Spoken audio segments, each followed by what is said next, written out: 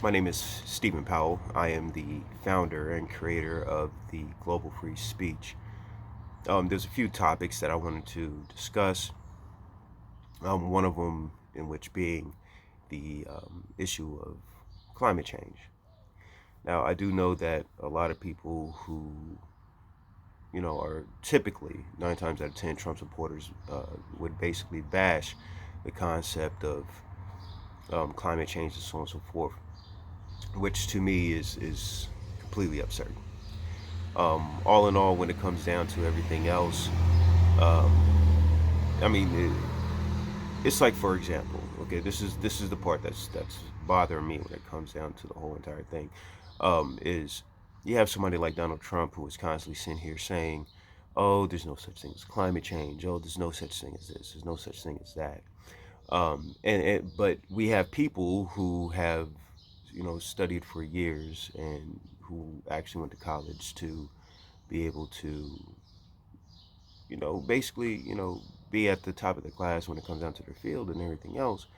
You're telling me that you're going to write off what they say. However, you're going to get somebody who truly, honestly, have no clue whatsoever when it comes down to the issue, dictate exactly what you believe when it comes down to a particular issue. Now, I'm sorry to say, I'm not going to go to a plumber about health issues when I should be going to a doctor. I am not going to go to a electrician if, I, need uh, plumbing done. I'm going to go to the person who's the professional when it comes down to a, particular issue. And besides, what harm would it do to actually try to do some sort of good on this planet? I mean, you guys are literally sitting here saying to somebody who is, it's not like they're going out sitting here saying, "Oh, let's go over here to this country and, let's drop a few bombs over here and do this, that, and the third." They are not saying anything of that nature. What they are saying is that we need to clean up this planet. So how exactly can you sit here and tell somebody who is trying to actually tell you something to do something actually good, that they can just go basically fuck off? I mean, to me, that just makes absolutely no sense to me, to sit here and just completely just write off somebody who is a profession. I mean, a professional in that field and who knows exactly what they're talking about.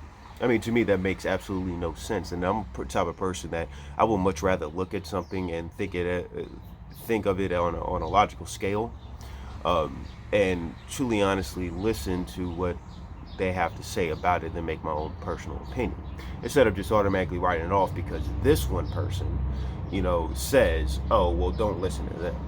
If somebody's telling me not to listen to something, especially somebody that you know I don't know personally, more than likely I'm going to sit here and look at them and say, maybe I should listen to them. There's a reason why you're telling me not to listen to them. You know, and then on top of that, you draining the swamp, my ass. Part of the problem with this country itself is corporations, period. And everybody can sit here and say, "Oh, the politicians that, the politicians this." Who do you think basically pushes politicians to basically pass some of the laws that they pass? I'll wait. Who is the person that is actually, truly, honestly, pulling the puppet strings in the background? Corporate sponsors, the people who basically support their campaigns and so on and so forth. So you're telling me putting in a corporate giant, even though he bankrupt multiple times, putting in a corporate giant is draining the swamp? I mean, how dense are you to truly honestly believe part of the people who are making the problems are going to be the one to fix the problems? I mean, that's stupid. I mean, it's completely asinine. And to me, if you truly honestly cannot see that, you're part of the problem in America. Period. Now, in all actuality, anybody who truly honestly sits down and listen to the way that Donald Trump speaks, the dumb things that come out of his mouth. I mean, to think that that is a man well, I mean, a man, period, but to think that that is somebody who you look at and admire and look up to. I mean, to me, that's kind of disturbing. I mean, that to me personally, I mean, if that's the type of person that you would go for, uh, I mean, that shows me a lot about your character, to be honest with you. Now, I'm not, I'm not a Republican. I'm not a Democrat. I'm not a liberal. Because I'm pretty sure that a lot of you people are going to sit here and say, "Oh, this liberal garbage, da da da da," so on and so forth. No, I don't believe in political parties. I'm a constitutionalist.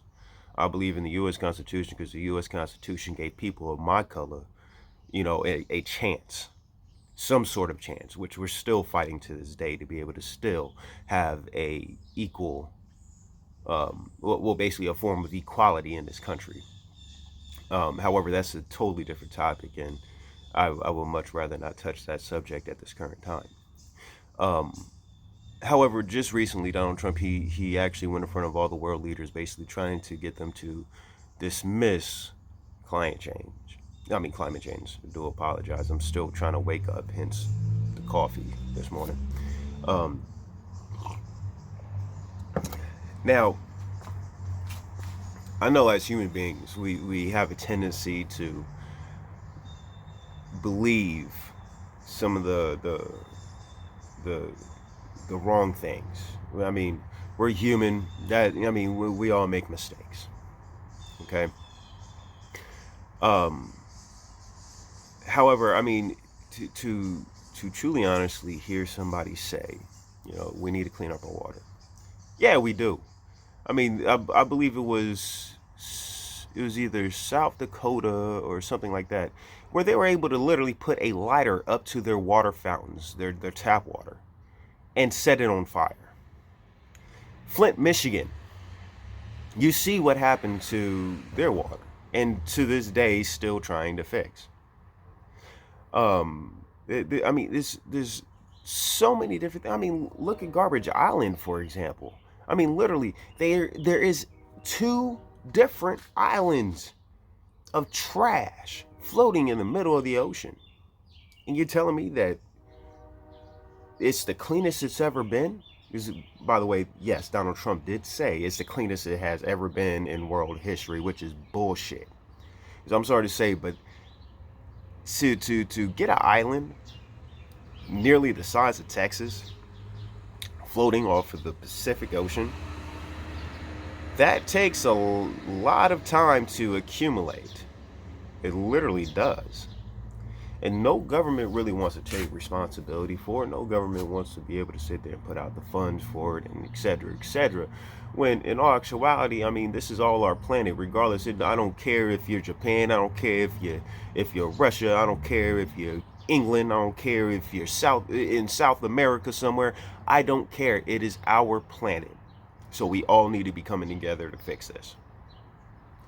But to sit here and literally lie to our face, to literally sit here and make it and tell us, let's turn a blind eye to this. I mean, really? Which one of your corporate sponsors, Donald Trump, are you trying to impress? That's right, you wanted to bring coal back.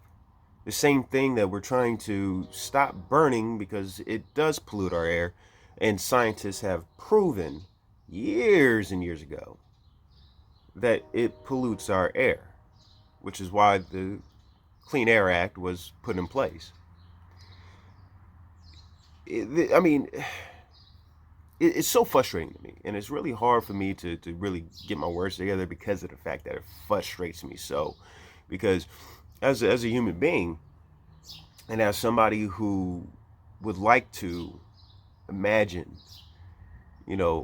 my species as something that is enlightened and something that truly honestly has some of the most potential on this planet, for us to literally sit here and see evidence after evidence after evidence and still be dumb enough to turn a blind eye, to be dumb enough to just ignore it, it's embarrassing, and to me personally, if I was an outsider, say like if aliens do exist. I don't know if they do or not. I don't know. But if I was one and I happen to be traveling across the universe and see this little backwoods planet out here just floating around, and I'm just like, hey, let me see what this place is about. And from an outsider perspective, if I was to sit here and look at the things that we do to each other, the things that we do to this planet, the things that we do to the animals and the plants on this planet, I would literally sit here and want to fucking do a U-turn and leave and just wait until you guys get to the point to where you just kill each other off, and then probably just say, you know what, let me go ahead and fix this place up and live here myself. Because I sure the hell wouldn't want to deal with other people. I mean, even now, as a human being, I don't even really want to deal with most people because of that sort of mind state, because of that sort of, you know, and you know, to get on a different topic, you know, I do feel as if this whole entire Trump campaign it has a lot to do with, um, you know, America's obsession with pop culture and obsession with, you know, celebrities and so on and so forth. Because I mean, that's the only way that I could personally just explain or at least rationalize, you know, the person that we consider our president right now.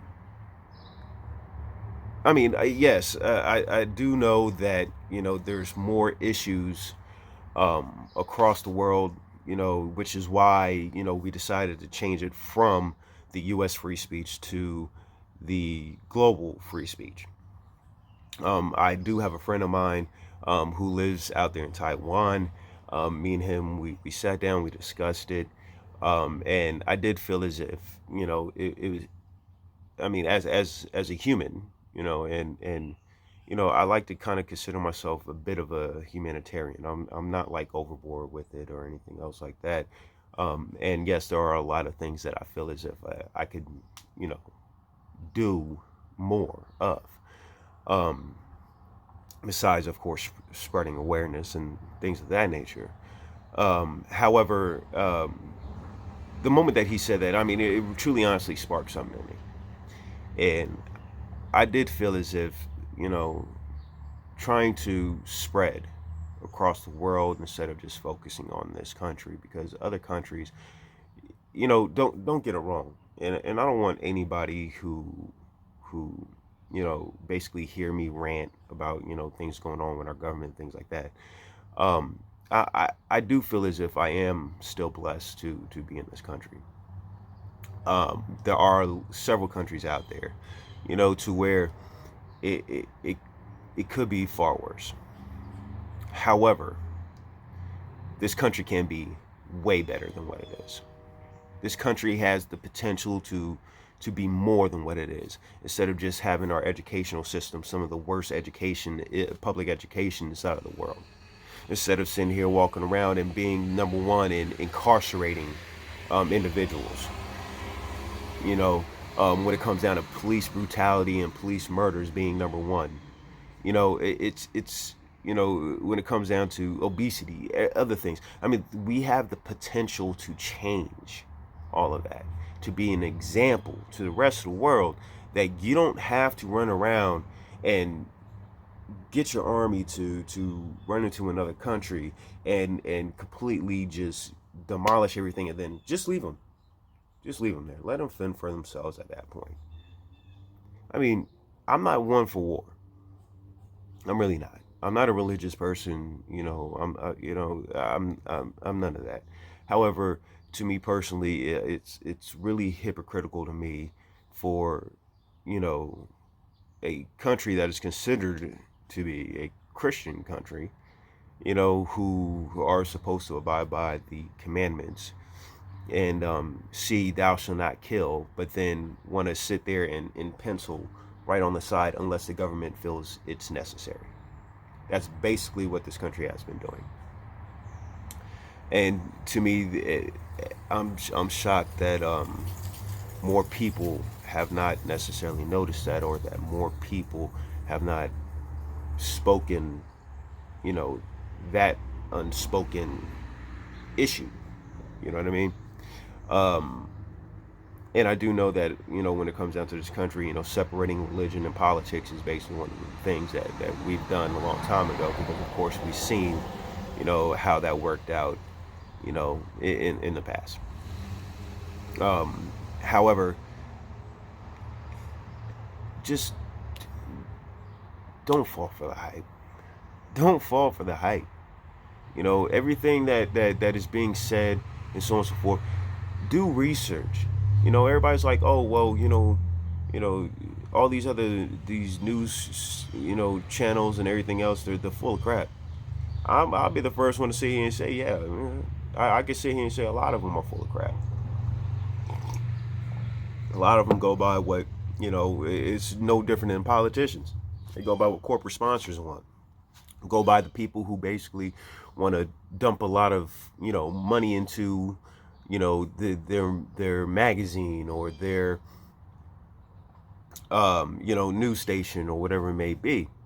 And but to me, what's disturbing to me is how people can sit here and hear Donald Trump sitting here and say, oh, well, watch Fox News, and Fox News is the only legitimate source, and so on and so forth.